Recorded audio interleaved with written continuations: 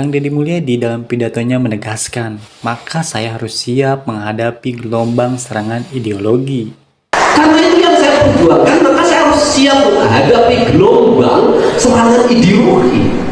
Gelombang serangan ideologi itu yang namanya badai pemurtadan, badai pemusyrikan, dan sentimen-sentimen yang bersifat personal, yang bersifat keyakinan individual, yang itu tidak ada kaitannya dengan konstitusi, dan itu tidak ada kaitannya dengan pembangunan. Kita disesatkan lama politik kita dalam politik identitas, yang akhirnya apa? Banyak orang yang berkamuflase agama melakukan penyimpangan anggaran. Anggaran hanya diberikan pada kelompoknya, anggaran hanya diberikan pada saudaranya, anggaran pada diberikan hanya pada kelompok yang berorientasi pada kepartaiannya, padahal itu anggaran negara.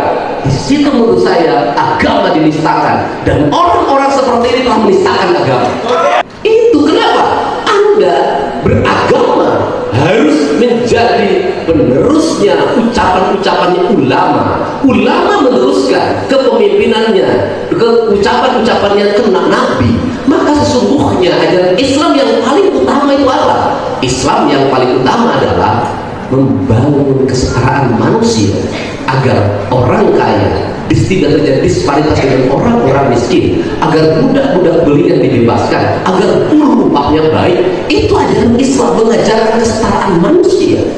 Bahkan Quran sendiri mengancam sholatnya itu menjadi sesuatu yang lalai manakala dia tidak bisa memberi makan anak-anak yatim dan fakir miskin. Dan saya dari dulu selalu ngomong di depan majelis ulama, kontrol keimanan saya, kontrol keberpihakan saya pada rakyat dan keberagaman saya, itu bukan dari cara ibadah saya. Kontrol ketika saya nyusun APBD, apakah APBD saya berpihak pada 8 asnaf atau tidak. Ketika APBD saya berpihak pada 8 asnaf, sesungguhnya saya sedang menjalankan ajaran Islam.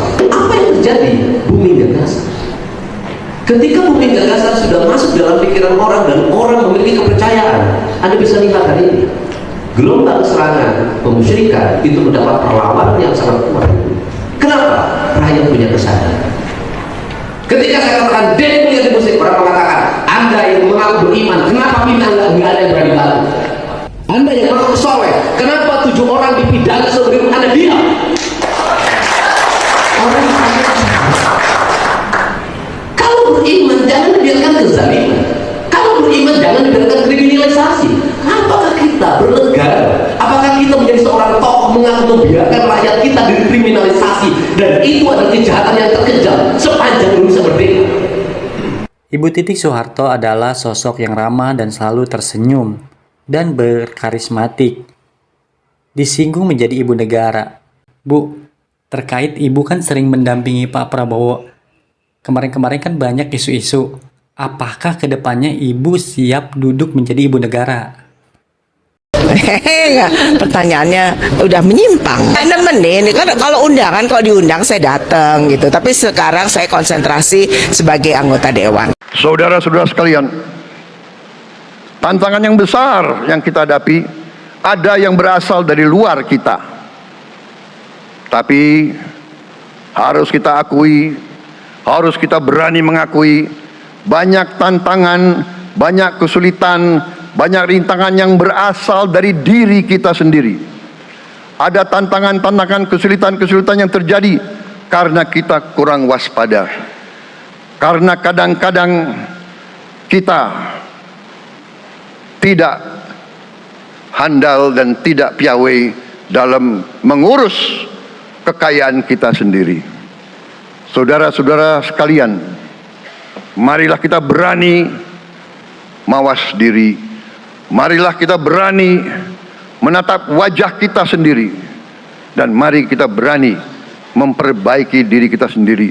Marilah kita berani mengoreksi diri kita sendiri.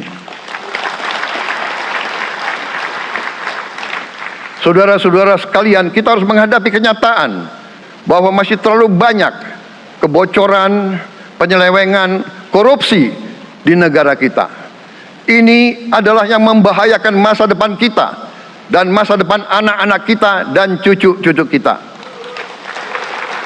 Kita harus berani mengakui Terlalu banyak kebocoran-kebocoran dari anggaran kita, penyimpangan-penyimpangan, kolusi di antara para pejabat politik, pejabat pemerintah di semua